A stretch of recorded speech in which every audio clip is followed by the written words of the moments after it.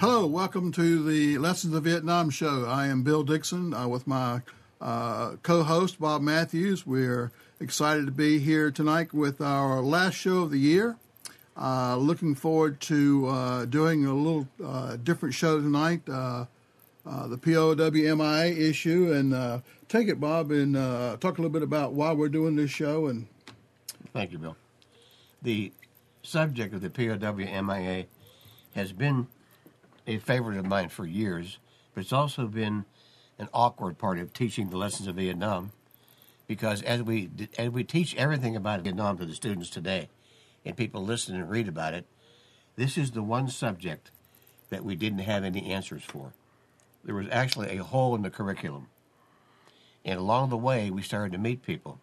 They started to read about what we're doing. They would see this symbol here on this coin I carry, the POW MIA coin, that might be the most recognized symbol in the United States, the black and white flag with the man in the tower. But basically, the show tonight is a Christmas show, of course. We're dealing with missing in action and prisoners of war. What happened to them, why it happened, and we have a lot of questions for you and a lot of information for you tonight. Some facts you probably didn't know. We're going to give you a lot of information tonight and share with you some stories of some actual POWs that Bill and I have met and interviewed over the years. So stay tuned for a good one tonight. As we say goodbye to 2013, we say hello to the POWs. Mr. Dixon. speaking of POWs, since World War I and any conflict involving the communists, not all of our missing comrades were returned or accounted for. To give you an example, after World War II, 73,600 plus MIAs were unaccounted for, just kind of written off. After the Korean War, there were 7,900 plus MIAs unaccounted for. From the Vietnam War, there were 1,640 unaccounted for. And even though we're still out there looking now for remains from all the wars, they're still out there. Families are still don't have closure. As of November 1st this year, there were still 1,643 personnel listed by the Defense POW Missing Personnel Office as missing or unaccounted for from the Vietnam War. The announced numbers of remains identified according to DPNO since the wars ended in 1975 is now 940. That's how many they have already identified, and another 63 were recovered and identified before the end of the war. Of the still missing, there are in North Vietnam, there's 469, South Vietnam, there's 806, Laos is 308, Cambodia is 53. Around the territorial waters, there's 7, and there's over 600 who were lost out in sea, in the ocean, which they're not even looking for. No POW from the Vietnam War has ever come home from Laos or Cambodia. Of course, the Vietnamese government now says that all prisoners have been returned, which is somewhat of a questionable thing because there were prisoners that still were found after the homecoming and so forth. Very few Americans spent as much time behind enemy lines or endured the hardships that those of the Vietnam War. I don't know of any other war where prisoners were kept for 7, 8 years and so forth. They were beaten, starved, deprived of human company for months at a time. Some prisoners were beaten to death. Broken bones suffered during capture or due to torture were seldom said, or if said at all, it was done badly. One prisoner had an appendectomy without any anesthesia. You would think they come home as broken men and just totally give up, but all the ones I have met have been somewhat super achievers and just a completely whole different train of thought. Well, you said it, boy. Yeah. All the ones we've met have just been wonderful men. Yeah. Strong, supermen. Yeah. Admiral James Stockdale, just to keep from being put on TV for propaganda, actually smashed his face against the wall so that the Vietnamese couldn't use him for a propaganda film. Representative Sam Johnson of Texas during his almost 7 years of torture, had his right arm broken so many times that his index finger is frozen at a point. Injuries due to torture were not only things the POWs endured: solitary confinement, constant harassment. With the extreme muggy heat over there, they would end up with skin rashes, which would break out in terrible boils. Sure. From April to November, they'd be covered in heat rash. And they, according to Sam Johnson's statement as a POW, says, "We survived through support, wit, cunning, prayer, and just a hell of a lot of luck." Many didn't survive. Orville Swindell III, who spent 6 years and 4 months as a prisoner, went on to say, "Prisoners in the North were treated harshly, but those held in South Vietnam suffered even more gross deprivation, harshness, and suffering." And we have some people that were members of our organization that spent their time in the tiger cages. Sure. There were POW camps spread all over North Vietnam and South Vietnam. The one everybody knows about, of course, was Hanoi Hilton. Sure. And two of the guys we know, Dan Pitzer and Nick Rowe, who were members of our organization, were held in jungles of South Vietnam in a cage 3 feet by 4 feet by 6 feet. Of course, Nick was escaped, and Dan was let go. That's a story unto itself.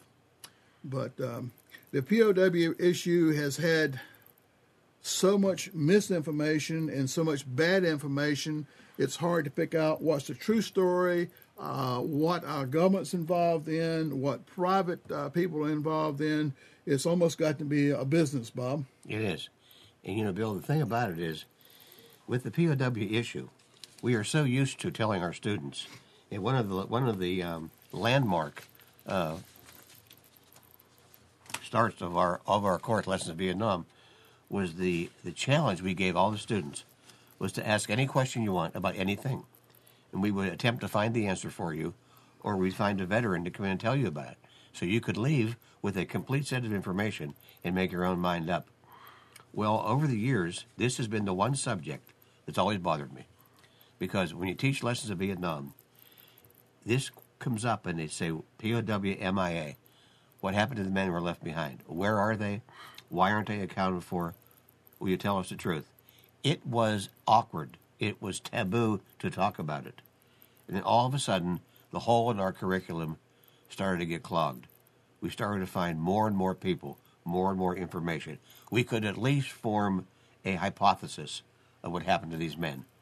There were all kind of movies about it. Of course, you saw the Rambo movies and all that when he went back to rescue them, and they're there. But I have a question for Bill Dixon and for our audience tonight. And we'd like you to feel free to give us a call tonight.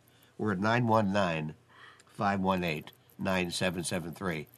This is one of those subjects, the POW MIA issue, that almost every American has an opinion on. So my first question to Mr. Dixon is, Bill, you've done a lot with Vietnam over the years, with me and by yourself, teaching, working with this issue. Do you think there's anybody alive in Vietnam? Well, Bob, that's a hard question to answer. I have talked with family members who have pictures long after the, quote, homecoming of the American POWs coming home. They have pictures of their loved ones that were taken years after the homecoming. I believe that some of them are probably still alive. I'm not certain after 40 years or so, or 45 years, or in some cases 50 years, if they are, how much American they are. I think they are probably as much Vietnamese right now. Sure, they're probably assimilated. In the community, probably doesn't speak English. But if there's one out there, if there's just one out there who is an American, who was a captured POW, who would like to come home, I think we should be able to get him home. Well, you're right, Bill. The reason these men survived all the years in prison was their ability to adjust. You're absolutely right. If a man is a prisoner in Vietnam and still alive to this day, they're probably in their 60s, late 60s. And you start to think about Vietnam for a moment, and we have. We've debated this thing for many, many times. We've debated this. You think of a man who would assimilate, would probably learn Vietnamese language, would probably maybe intermarry with the Vietnamese, would become, maybe not a slave, but maybe a worker in their nation.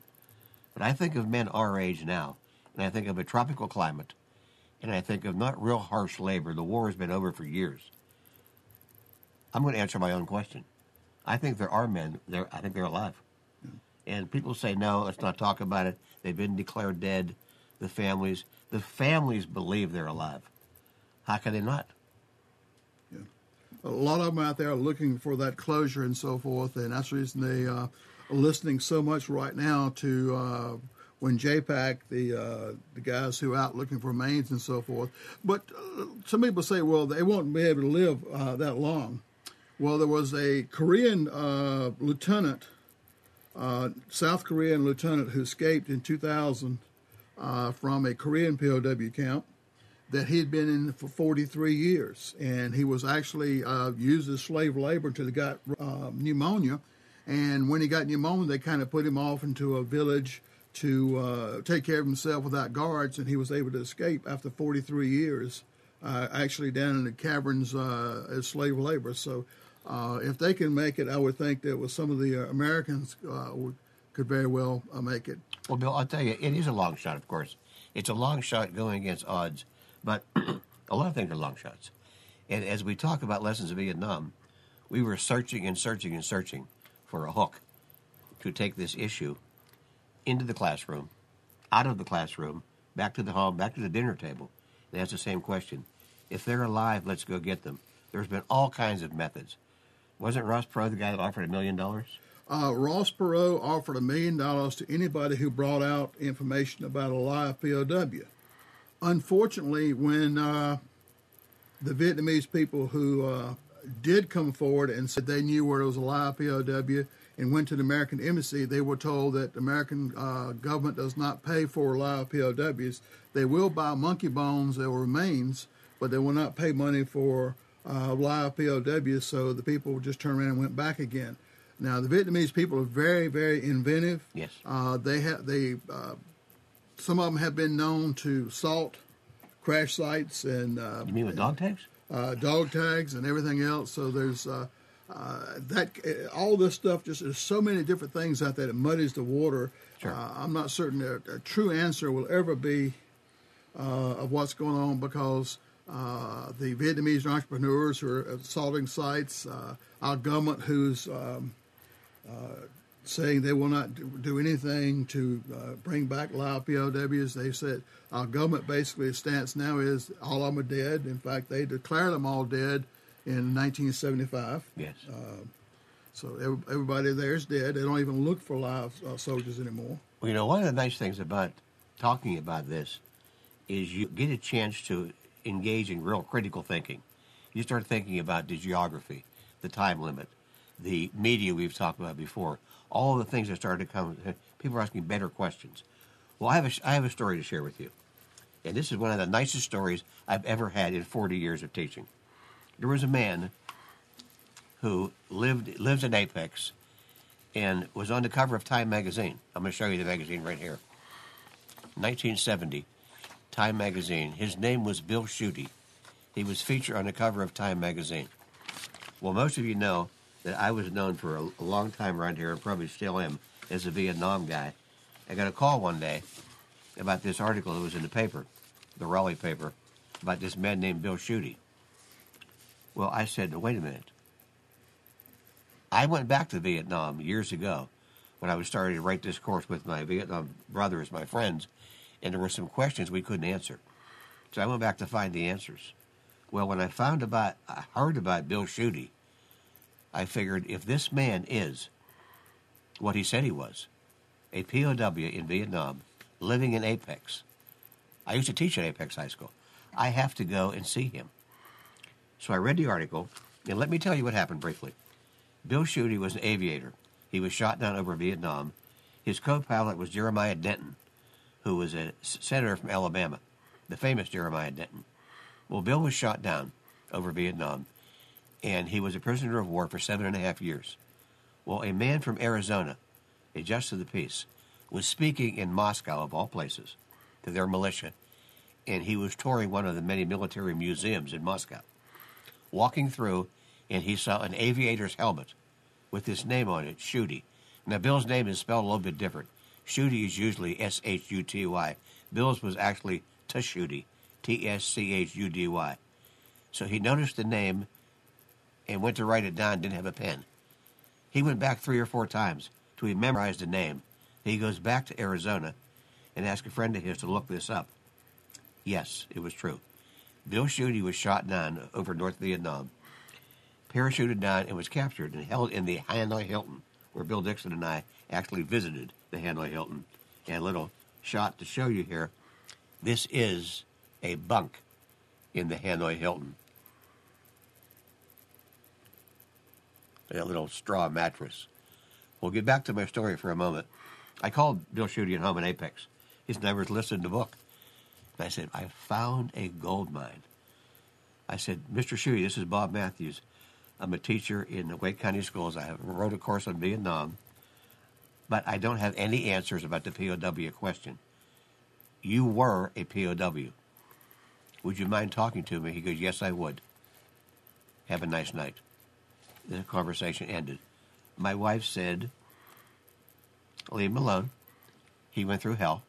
7.5 years of torture and abandonment. He has a right to his own privacy. And she was, of course, right. I felt real bad. I felt real bad about it. Invading the man's privacy. For some reason, I thought he'd jump at the chance to help me teach better Vietnam. So I just listened to her, of course, and I let it go. Next day, my phone rang. It's Bill Schutte. He said, Bob, how you doing? This is Bill Schutte. I'm sorry I was so abrupt on the phone. What are you doing for dinner tomorrow night? I said, I'm taking you to dinner.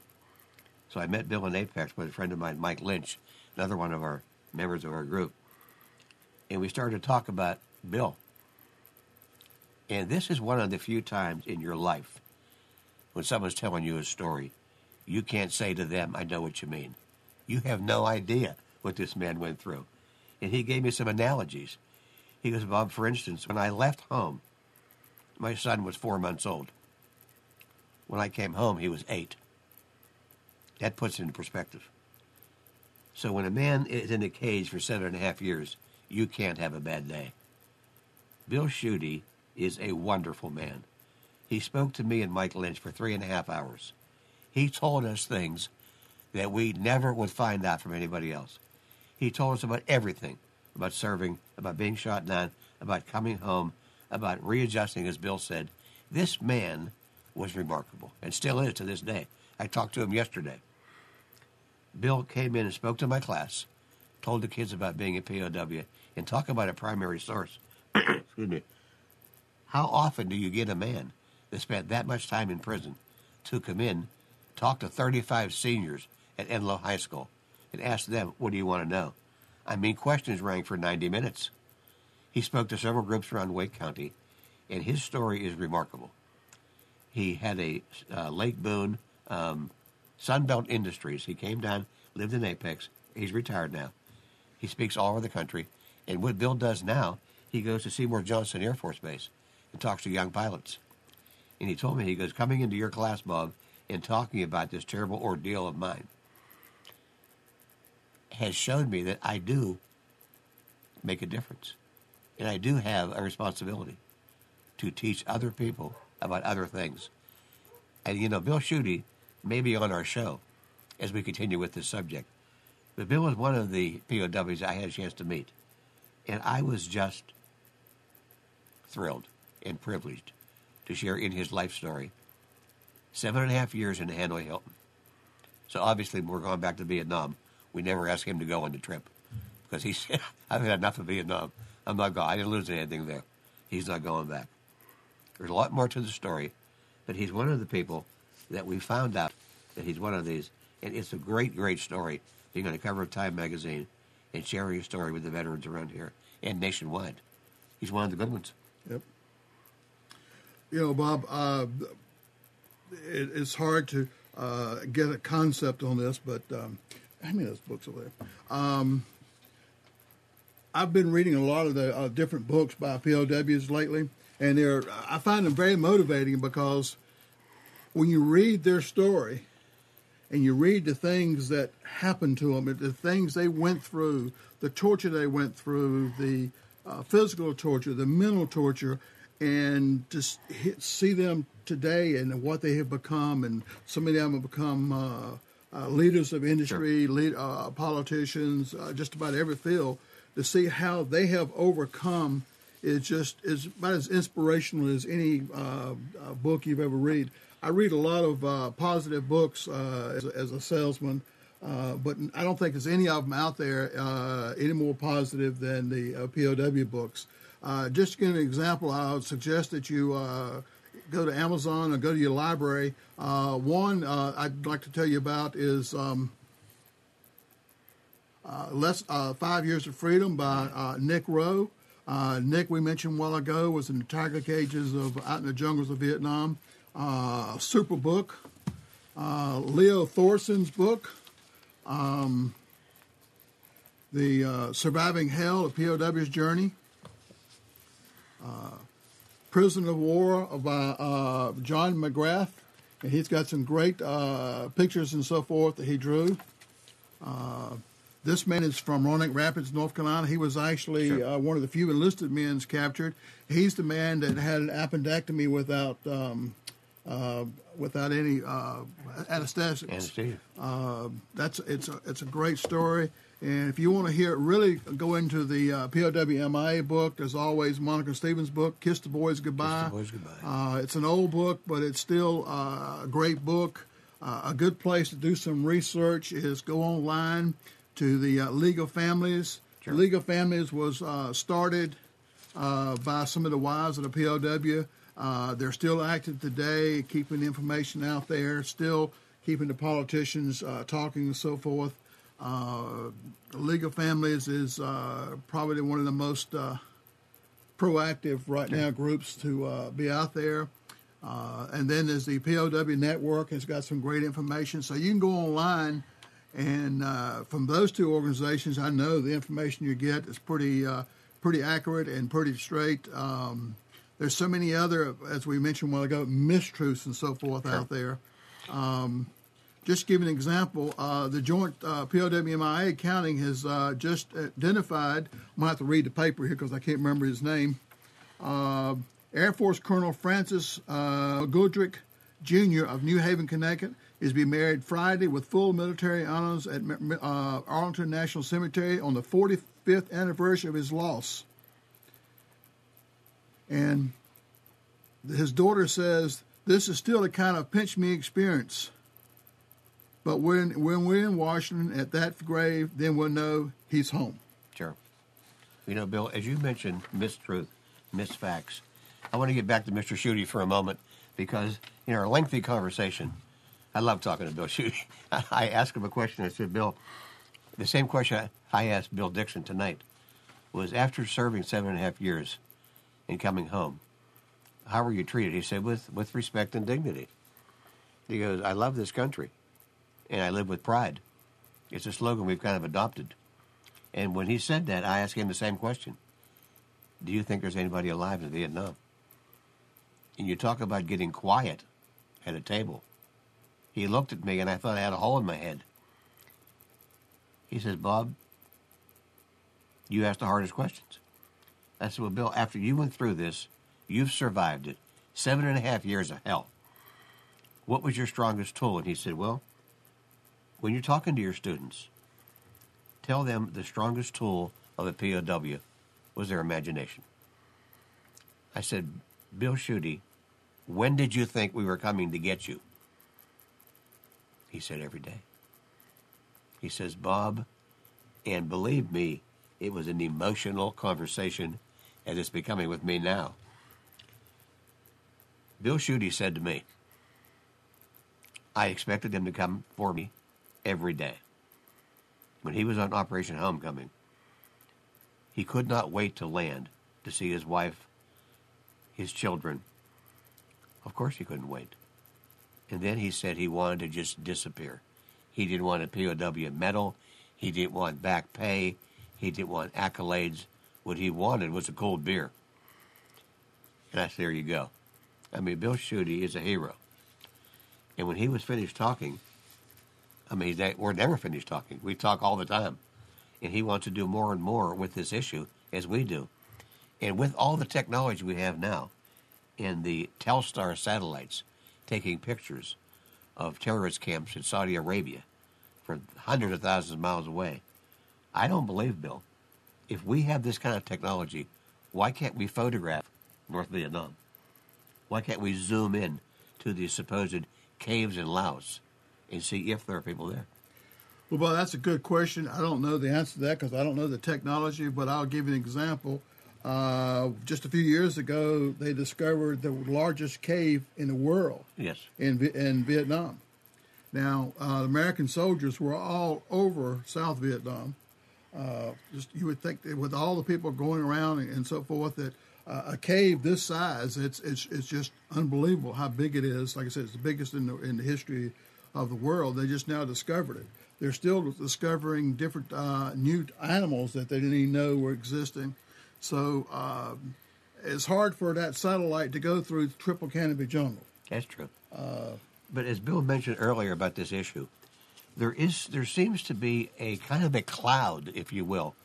When you mention the POW, the MIA, a lot of people are a little confused as to what it is. People stop you all the time. They see the sticker on your car or your Jeep or your flag or your coin or your shirt, and they say, why do you keep talking about it? You mean the POW MIA sign? Or why wouldn't I keep talking about it? I took a leave from public education a few years ago. I worked for SAS Institute. We were putting up Carey Academy, and I had an opportunity to do some research on some off-the-beat things. I've always had a penchant for doing research, and I always wanted to find a POW that always struck in my mind a man that went through hell and came home and got it worse. And some of you may have to open your memory banks a bit on this one, but you might remember a ship called the USS Pueblo, taken captured off the coast of North Korea in 1968. Bill and I are home from Vietnam, Bill Dixon and I in 68. I started to teach school in 68. I always wanted to find out more about the Pueblo. Well, all of a sudden, I'll make this short. I had to find Lloyd Booker. They called him Pete. So I found out that he was a graduate of Boys Town. He was an orphan. So I called Boys Town in Omaha, Nebraska, and talked to Father O'Malley. And I said, is Lloyd Booker a graduate? He said, yes, he is. He's living now. He's retired in San Diego. So I said, could you give me his phone number? He said, oh, no, that's very private. Lloyd is very famous and infamous. So I said, okay. Called him back and said, how's your curriculum doing on Vietnam? He goes, we don't have a curriculum on Vietnam. We want a syllabus, a course of study on Vietnam. I said, well, I just happen to have one. If I mail it to you, will you give me his phone number? So I played a little poker. I got his phone number. I called him in San Diego. I happened to be going to San Diego for a conference for SAS Institute. I called Lloyd and said, Lloyd, could I speak to you? He goes, yes. I had the privilege, my friends, the privilege of driving to his home in San Diego and speak with him and his wife, Rose, for 4 hours. Lloyd Booker, a man who was played in the movie by Hal Holbrook, the famous actor. His story. He came home, he was court-martialed. After all of this, he was relieved of his duties, and for all he did, a year of captivity, and saved 83 lives. 1 life was lost. Dwayne Hodges. He was sent back to Vietnam on a minesweeper, of all places, the Gulf of Tonkin. And he told me being a POW for a year in North Korea made him a better American. And what he told me is what Bill Dixon echoed a few minutes ago. He was a strong, strong man. Could have been bitter, could have been angry, wasn't. He wasn't real happy the way he was treated, but he was fine. He had a nice long interview, and he passed away 2 years ago. He would send me a Christmas card every year and appreciate what we're doing for him and for men like him. And really, it was completely our pleasure. So we had a chance to talk to 2 very, very famous POWs and integrate them into our curriculum. And so one of the lessons of Vietnam was this question. We now have answers for it. We now have some things to talk about, some facts and some misfacts, but 2 primary sources, Bill Schutte and Pete Lloyd Booker. Well, by the way, I want to invite you to call in at 919-518-9790.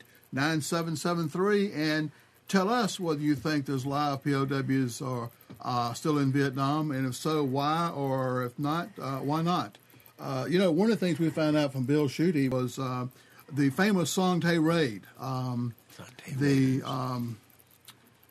United States decided to go in and rescue some POWs north of Hanoi. They put it together.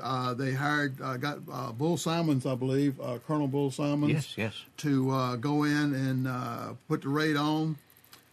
They raided Song Tay, but when they got there was no POWs there. There was much of anybody there. And we always wondered why there was nobody there, because intelligence had been that it was, in fact, a POW compound there. Sure. And Bill said that he was there. He was there. And the reason they moved him about 3 days before the raid was the well went dry, and they didn't have water, so they moved them. They moved them because of the well going dry. Yes. Now, officially, if you look at it, that the raid was unsuccessful and it did not bring out any POWs. But in all the POWs I've talked to, all the books I have read, the North Vietnamese realized that there was no place that Americans couldn't get to after this, and the treatment of the POWs, Hanoi Hilton and so forth, got better. I'm not certain how many of them heard about the raid, but the overall treatment got better. They started to bring in all those outlying POW compounds back into the Hanoi Hilton, which gave the people an opportunity from being isolated to putting them in rooms with other POWs. So their life changed drastically as a result of the Song Tay raid. Another thing we talked about before, is we like to say our course has a lot of Paul Harvey in it. We like to tell the rest of the story, the whole story. So we talk about the POWs, and they talk about the counterintelligence of North Vietnam, how they stymied our raid. Bill Schuette said it straight. No one stymied anything. They moved because the well went dry. And our chance to rescue these men, as Bill just mentioned, changed their whole life. Bill told me they went to the airport, got dressed up to go home like 100 times. They kept playing with them. And finally they got Operation Homecoming, and they were going there. But as we talk about this, Bill, the second question I was saving for you tonight, kind of a tough one, is what in the world would happen if we found and brought home a live POW? Now, that's a hard question, Bob. I can imagine a lot of that stuff would hit the fan because our government for so long has stayed away from the fact that there could be somebody out there. They declared everybody out there dead back in 1975. Yes. They've never really looked for live soldiers. I know Ted Sampley was quite active in the POW issue. He actually went over to Thailand and was floating helium balloons with notes in it about Ross Perot's. He was a character. Ross Perot's offer the $1 million, and they arrested him and brought him back. He was well known. I talked with a gentleman that was in Vietnam, and he stopped. He was actually Australian. He was going on a walkabout through Vietnam. Oh yes. And he stopped at a village, and the guy said, "You hear about the Americans?" And he said, "What Americans?" And they said, "Well, just about 5 clicks up the road, there's some 3 American former POWs." He says, "Well, I think I'll go up there." And the Vietnamese guy told him, "Well, you don't want to go. That's a bad place." Yeah. So he got within about 2 kilometers or 1 kilometer from that camp, and he was stopped. Yep.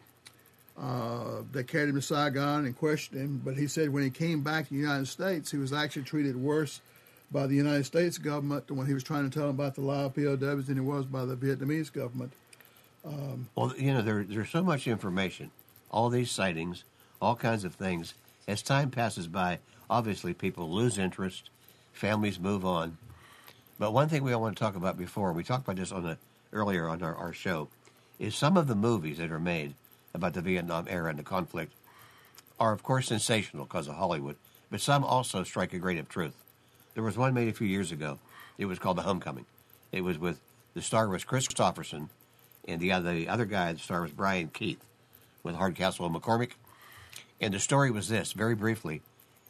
Chris Christopherson was a POW in Vietnam. He escaped the camp.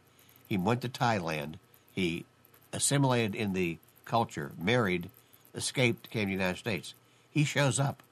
Now, just what Bill said, what do you do? We declare them all dead. And here's a live POW that has all his credentials, has his family with him, goes back to see his father, who was Brian Keith. His father looked like he saw a ghost. Well, of course he did.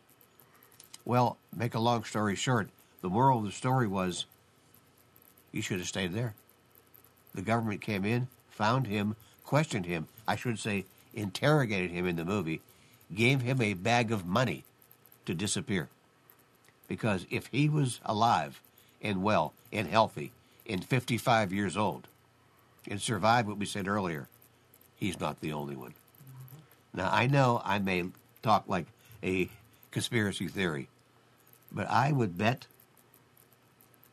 my Jeep that there are live men in Vietnam. And believe me, they are waiting for us to find them. I know it's pie in the sky, but I will never believe they're all dead. It was a cover-up. It was convenient. It was, let's move on. Like the Kennedy assassination. Does anyone believe the Warren report? It was a whitewash. Same with this issue. So if you want to call us in, offer your opinion. We'd love to hear it. Bob, to give you an example, one that I know of, and you know of how the misinformation from the government. In 1972, the remains of a man by the name of Lieutenant Michael J. Blassie were discovered or recovered. When they recovered his remains was identification cards, part of a flight suit, a parachute, and a one-man life raft, and a pistol holder. Now, in that time frame, in that area, 3 men lost within a 2,500 miles radius of his site. 2 of those that were in that 2,500 radius were helicopter pilots. Helicopter pilots usually do not carry life rafts. Right. They found the identification card, or helicopter pilots don't usually wear parachutes.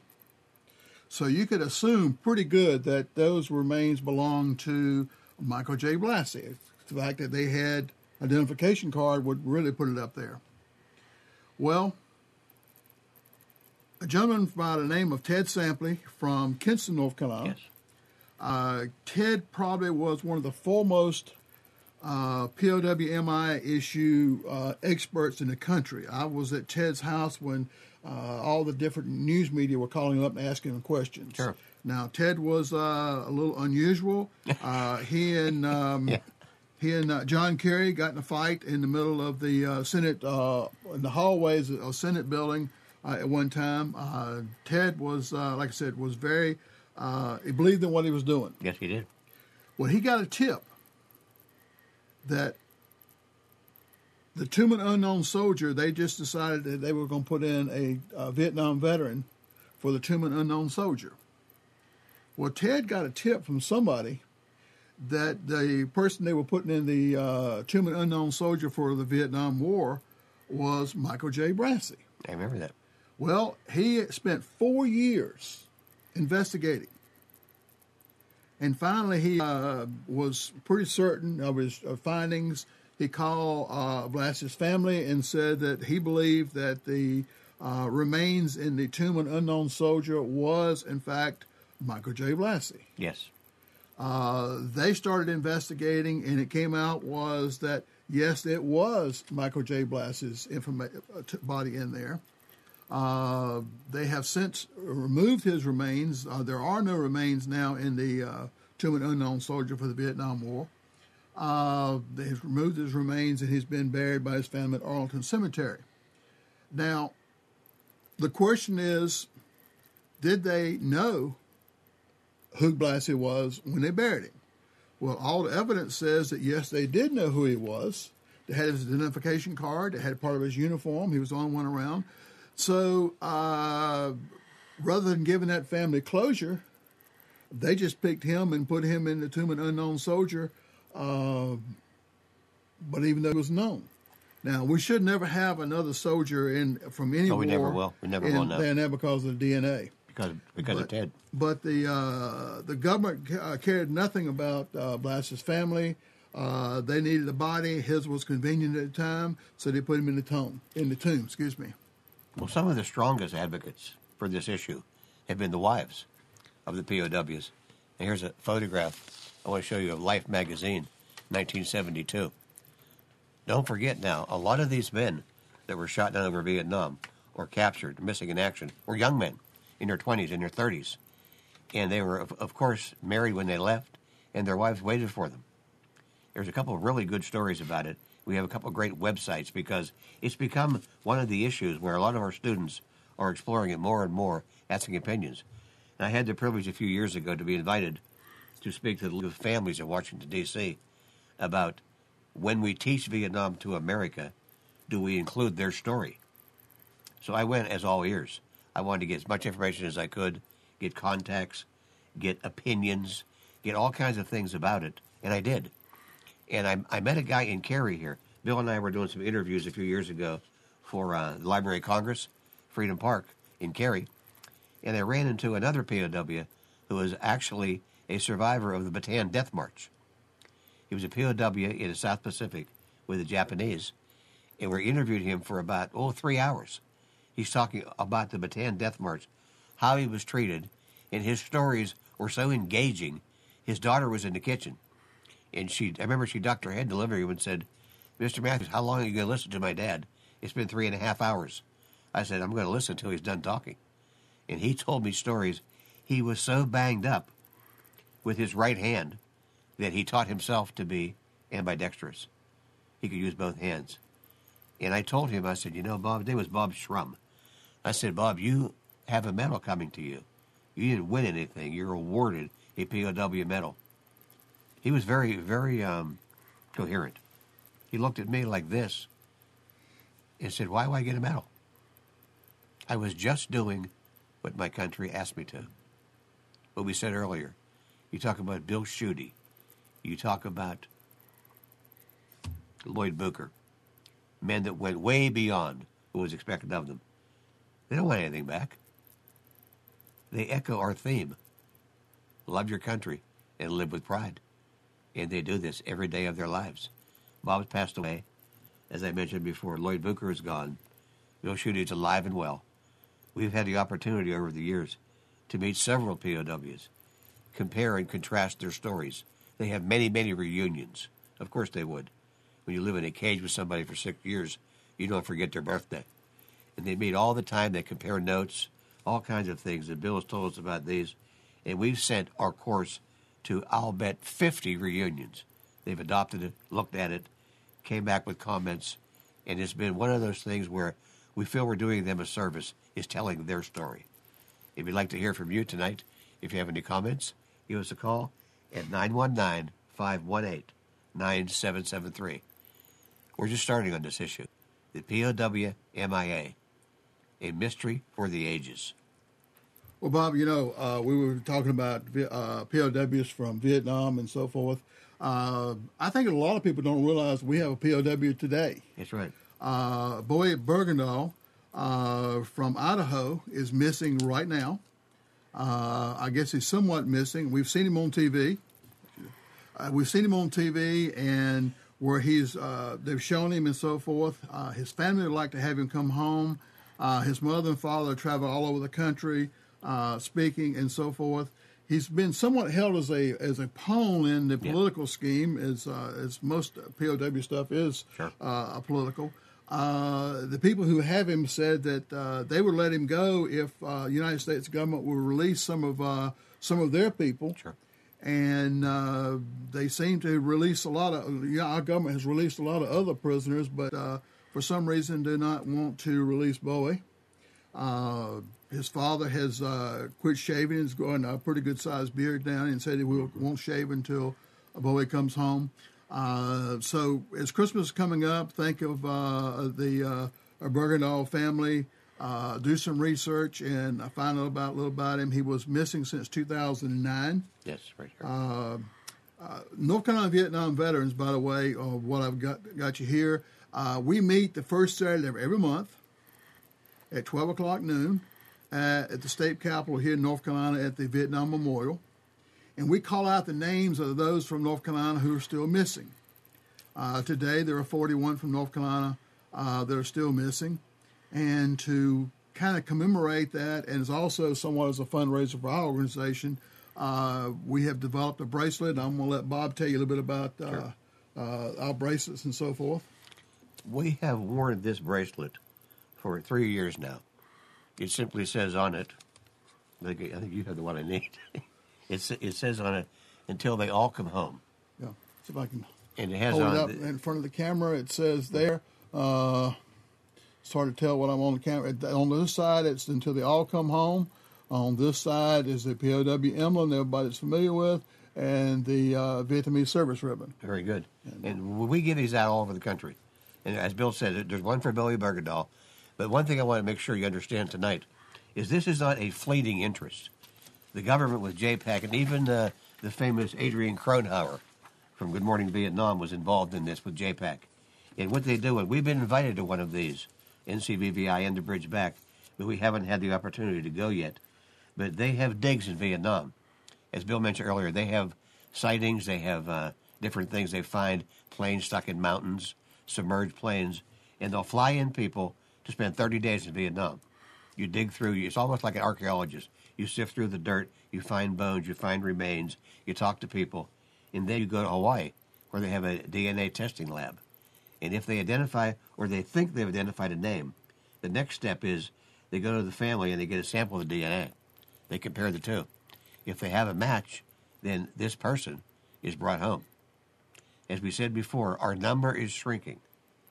We've never had a live POW come back from Vietnam.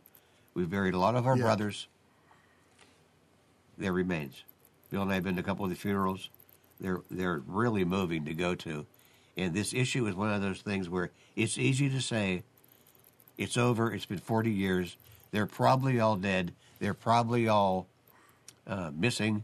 But as we mentioned before, why in the world would Bill Schuete's helmet be in a museum in Moscow? The theory that the Russians and the Chinese came south at the end of the war and took dozens of our men north to interrogate, to pick their brains, to get their schemes of intelligence. They became citizens. I hate to bring another TV show up, but I remember one called the Jag, the famous show. I love that show, Jag.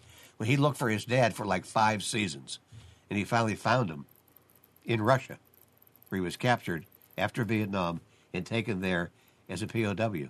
I know it's TV, I know it's theory, but I'm a dreamer, and I want to think they're alive. And if somehow there's a chance to find them, we will.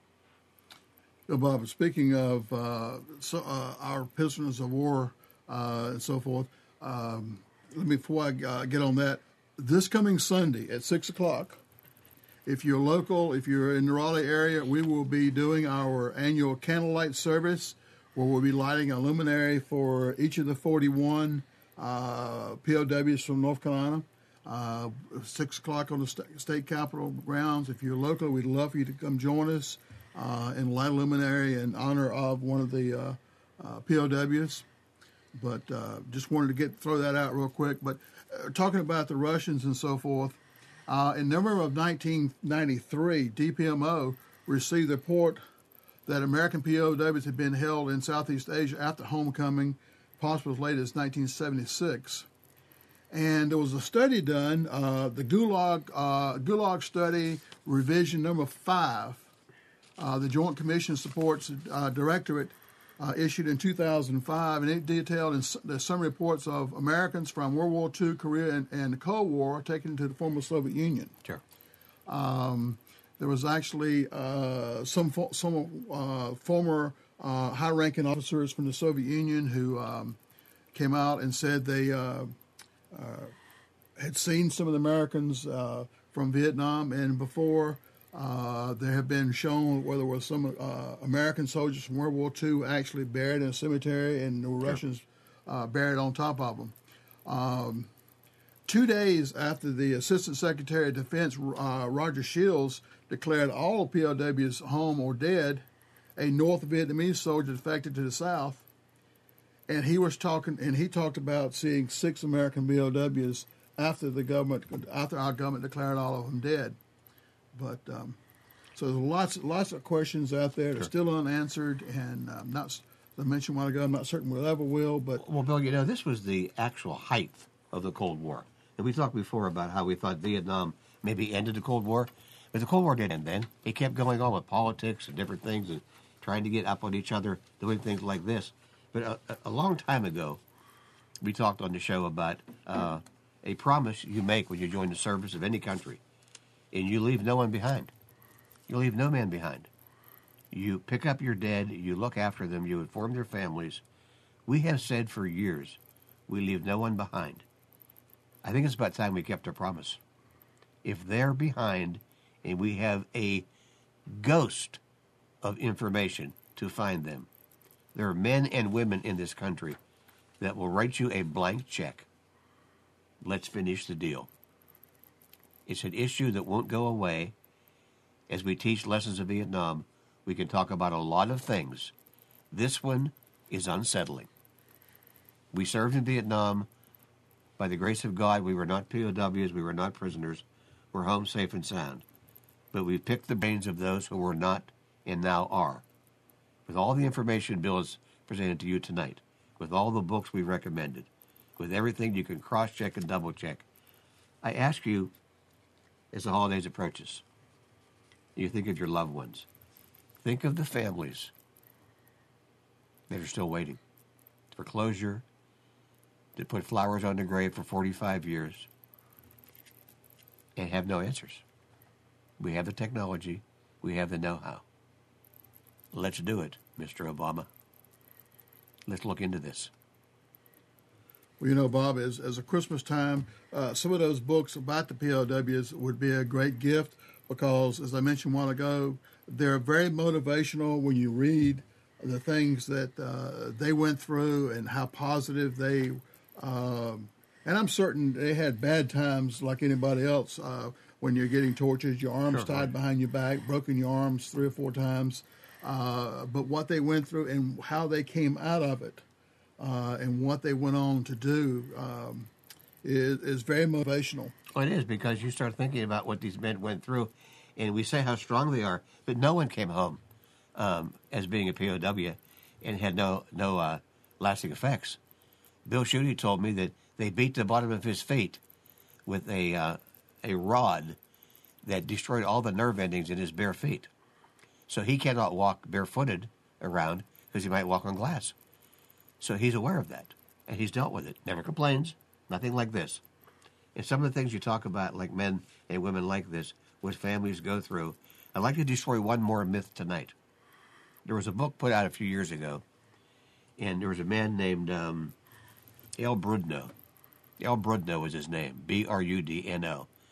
Al Brudno is on the wall in Washington, D.C. He was added to the wall 2 years ago. Al Brudno was a POW in Vietnam, and he was a cellmate of Bill Schuette.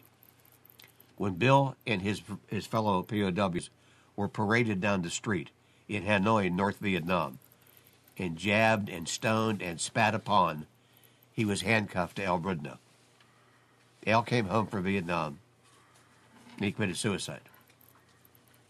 There was a book put out, and it said Al Brudno was one of 350 POWs that came home and committed suicide. Bill Schuette went through the roof when he read that. That is not true. There may be 2, there may be 3 that committed suicide because of being a POW. But that was a blatant lie.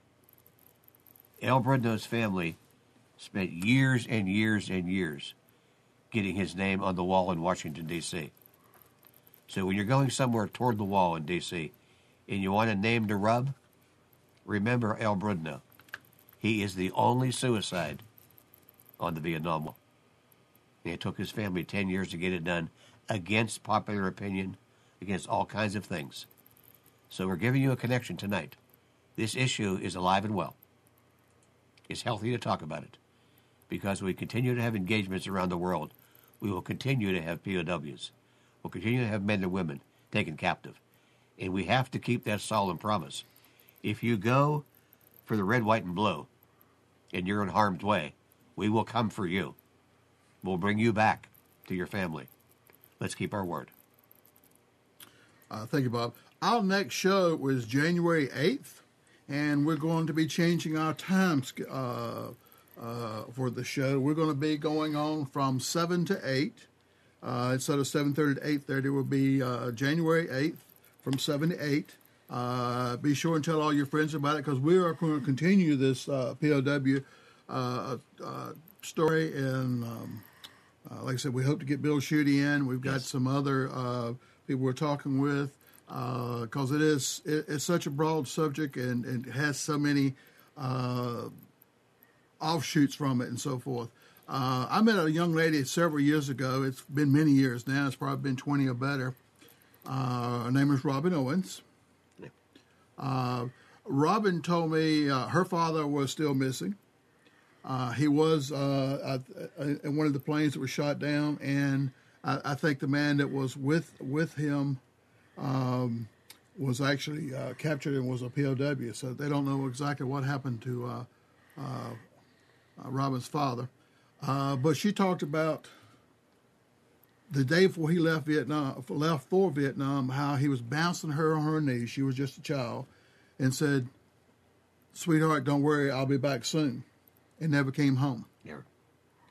There's a lot of families out there who are going through this Christmas not knowing for certain whether their loved one is still out there as a prisoner, being tortured or whatever, or used as a slave, or their remains just haven't been brought home yet.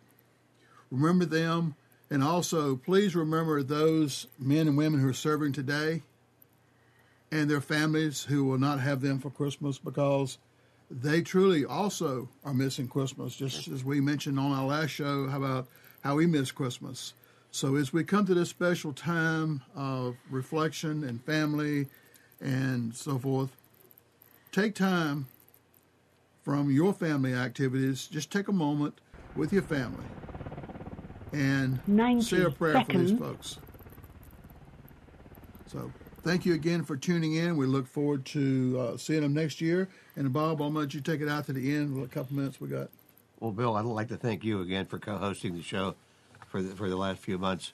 I hope we've helped you a bit understand the Vietnam curriculum, understand what we're trying to do around the country, and we will continue to teach a nation until nobody wants to hear it anymore. And it's becoming more and more popular. There's a few stones we haven't uncovered yet. So thank you again for being such a good audience and for getting back to us as much as you can. You have our information. Have a wonderful Christmas. And tell all your friends about the show, and be sure and tune in January and give us your opinions about the POW issue and anything else about the lessons of Vietnam you'd like to do. Merry Christmas and Happy New Year from North Carolina Vietnam Veterans Incorporated. Hope to see some of you at the candlelight service. Thank you very much.